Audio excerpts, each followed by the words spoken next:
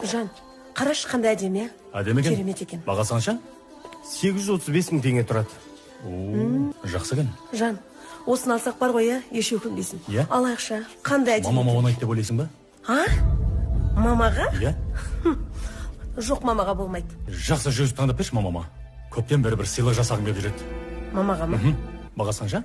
25 мың теңге тұрады. Тым арзан емес па? Мәселе бағасында емес қой. Мамаға шын көңілмен берсең болды ғой. Әдемі екен, бағасына қарайды дейсің осы. Бір қорапшаға орап берсеңіз. Жаным, мына сыйлық саған.